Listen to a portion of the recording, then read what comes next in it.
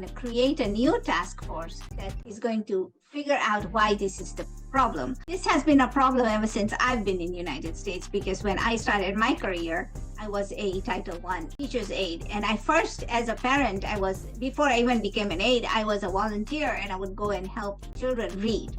And coming from a third world country, to me, that was a very significant issue, because why can't Americans read?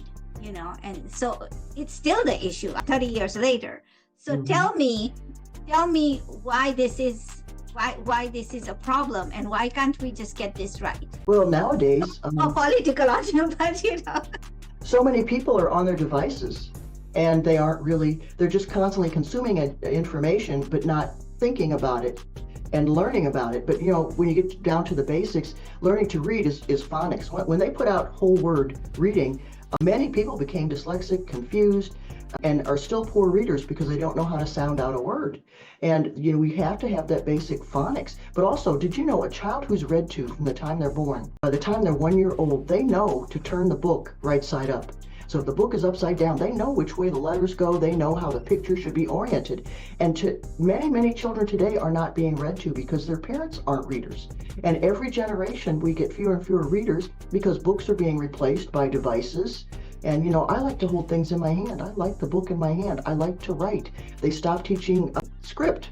Children are just printing, and some of them, from the time they're in kindergarten, they're using a device and they're typing. Well, that's not beneficial to really helping the brain engage. Taking notes helps the brain engage. The same with analog clocks. Now everything's digital. People don't know how to read an analog clock. They don't understand 2:30, 2:45. But that 60 degrees, a lot of our world is based on 60 degrees, and it helps us to develop our thinking better when we understand that 60 degrees. So yes, a lot of things are just being dropped out and people don't understand, and you're seeing people jumping to conclusions without thinking. They hear some information, oh, that's bad, oh, that's good. No, let's think that through, and we're not getting that anymore. But we heard that they're not teaching script or cursive writing because they don't have the funding. Is there a correlation there? I don't understand about the funding. That doesn't make any sense. Well, when you're in the classroom, that's time, math, reading, writing, arithmetic, right? Reading, writing, and arithmetic are the basics. And now, if you don't read script, you can't read all the foundational documents. Declaration of Independence, all the foundational documents. So yeah, it's well, we better not get into that. Right. So let's talk about, you were a teacher for 16 years. Now you are a psychologist. Right?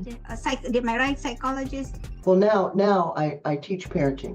I have a 4-week parenting course, and because parenting's the bottom line, how we raise our children. And when my son was 4, oh goodness, Venera, he was so spoiled. His dad and I, we didn't know what we were going to do. And he was spoiled because we loved him so much, and we thought that the way you show love is you never say no. Right. Mom. Okay, so that's a good point. So many parents just shower the kids with stuff. So is that right? Is that wrong? What is your thoughts on that? Right. Children don't even want stuff. They want your attention. They'll say they want stuff. If you give a baby, like a 1-year-old, you give them a choice between a fancy toy and a spatula that you use in the kitchen. Enroll in my parenting class. Transform your family's literacy journey.